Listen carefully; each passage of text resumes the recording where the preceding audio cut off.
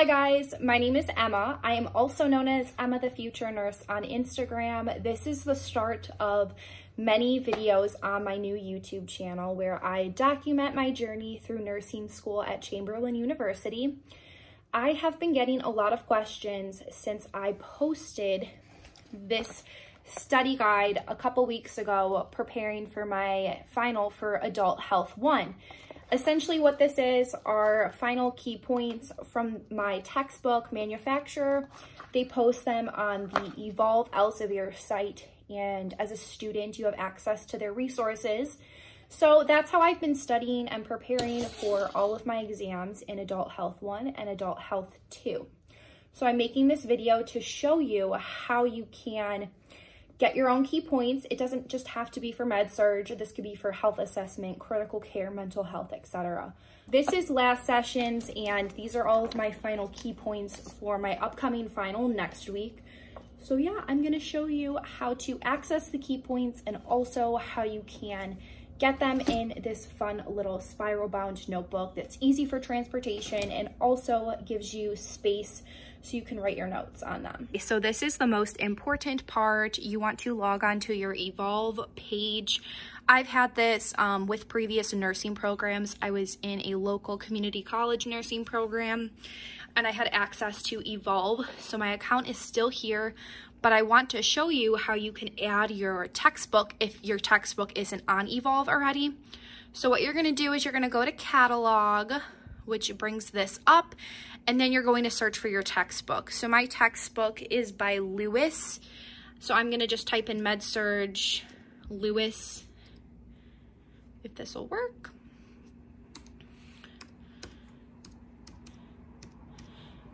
And then it's going to bring up all of these things, and some of them you have to actually pay for, like these adaptive quizzes you have to pay for. I don't pay for them. They have free versions too.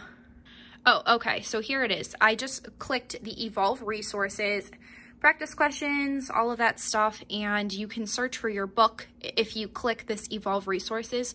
So look, here's my Evolve resources for my textbook. This is the Lewis one. So I already have this on my account. A lot of them are $0 or you pay like $30 or $40 to have access to them. Once you do that, it'll then be in your My Evolve. So then you're gonna click your textbook, and when you have access to this, you have access to all of the student resources. So these include answer keys, content updates, announcements. Also for each chapter, you have a glossary, answer keys for your questions at the end of your textbook. You can make a concept map, and also here are the key points. So you just click on them, and then it pops up into this document. As I printed them all out like this, and I specifically kept this side blank. A lot of people will kind of argue with me because this is wasting paper, but I do use this side of the sheet of paper to write additional notes for my textbook or other resources. So yeah, so I printed these all out for all of my chapters that are on this exam, which are this. Yeah, we have a lot of them. So then what I'm gonna do is I'm going to take this to my local office supply store, and they have so many options for binding this together to create a spiral notebook. If you are bougie like me, I'm going to make a binder cover. Instead of this boring little sheet I printed off, I'm gonna make something cool. So I just found this on this awesome website called Chickvetty. This is where I find a lot of my binder covers. So I just titled it Adult Health 2 Final Key Points, which is exactly what this is. And then I'm going to download it and print it, and then this will be the cover for my spiral key point book.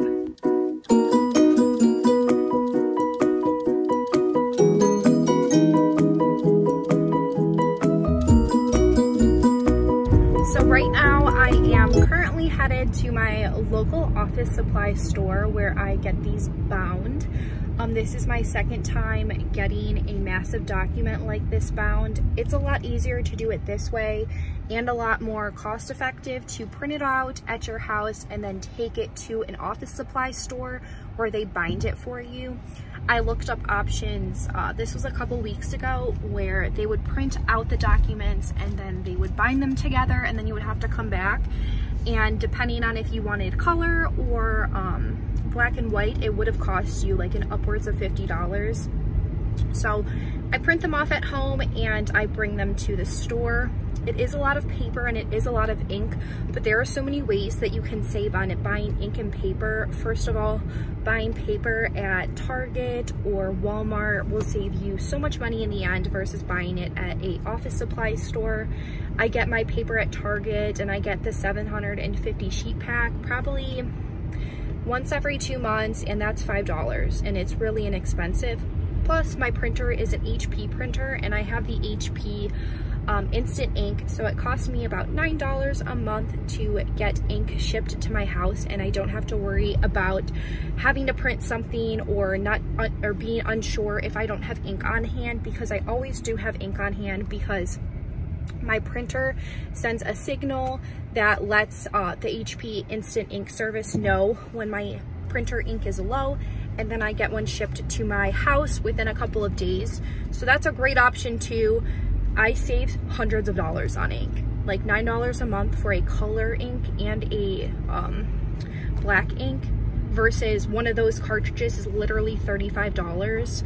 So those are some great choices to think about if you are unsure of doing it this way. I do it this way because it's the cheapest way for me, and it only costs a couple of bucks to get this bound.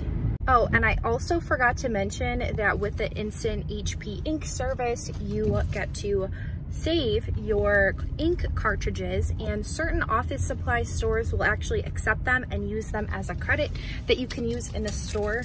So I think I have over $20 that I can spend at this store due to just turning in my instant ink cartridges. Hi. I just wanted to get this bound. Sorry. Yes. Okay, thank you.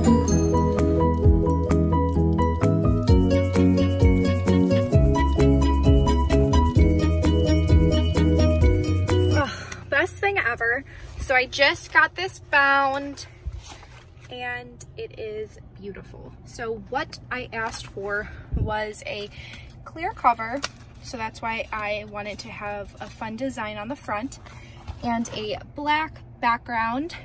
And then now it's going to be so much easier for me to study for my exam now that I have everything bound together and perfect. Literally, I can write all of my extra notes on this side.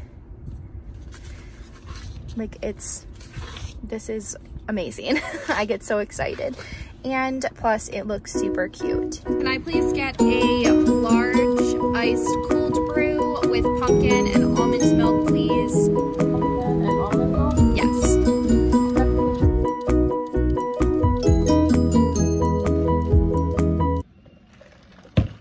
So I just got back from my local office supply store where I had this spiral bound. It was $4.94 for me to have it bound. Like I mentioned earlier, it is cheaper if you print it off at home and then bring in the paper to have them bind it, because it does cost a decent amount to have them print it if you plan to use color or black ink. I did discuss earlier multiple methods you can use to help cut the cost of buying ink and paper. So moving on, I just wanted to make a disclaimer. This is how I choose to study for my tests, exams, and quizzes. This method isn't going to work for everybody, but it works for me. I get good grades. I'm an A and a B student. I do get the occasional C, but this method really allows me to comprehend the information and expose myself to the information in a multitude of ways. I say this all the time in my Instagram: to truly understand what you're learning, you can't just get it from one resource. I don't just get it from lecture. I just don't get it from my PowerPoints. I read the textbook. I use other resources. So now that I have developed my resource, my outline for the final, I'm gonna go through and I will actually read and skim the textbook. I'm a quick reader. I'm a fast reader. So it's probably gonna take me 1, maybe 3-ish days to read the corresponding chapters to my final. I should already be familiar with these chapters because we've been quizzed on them. I've been doing assignments on them. I've listened to them in lecture. Me studying for the final is just confirming and enhancing the material that I already know. So I do that by reading the textbook and using other resources. So I go to Chamberlain University, so we're able to purchase our textbooks at a discounted rate if we get it with the Chamberlain logo and all that stuff on it. So this is my medical surgical book. I have 2 of them, volume 1 and volume 2. My final exam goes over chapters in both of these textbooks. So I plan to go through and read the corresponding chapters, put in additional information into my outline for the exam, if you will. Once I have read the corresponding chapters, I then like to go and do practice questions. And so something that I love to use for practice questions is my ATI medical surgical book. I bought this on Amazon. I've had a lot of people ask me how much these are and where I get them. I don't think I've ever paid full price for an ATI book. I get a lot of them used from Amazon, the Facebook Marketplace, and Mercari, Letgo, apps like that. So once I'm done reading the book, then I plan to go to the corresponding ATI chapters and just read through these, write down additional information in my little key points. And this really helps solidify the information, and also at the end of each chapter, they have practice questions that I really like, and ATI does a great job of providing excellent rationales. So I love this too. And then also, I'm all about the resources. I use Etsy a lot. I find a lot of study guides on Etsy that I purchase. NurseInTheMaking has an amazing study guide that I love for med-surg. Since I mentioned NurseInTheMaking, I also wanted to mention NurseBossEssentials. She has an amazing study guide too. This is my big binder of additional nursing resources that I find on Etsy and that I find on the internet.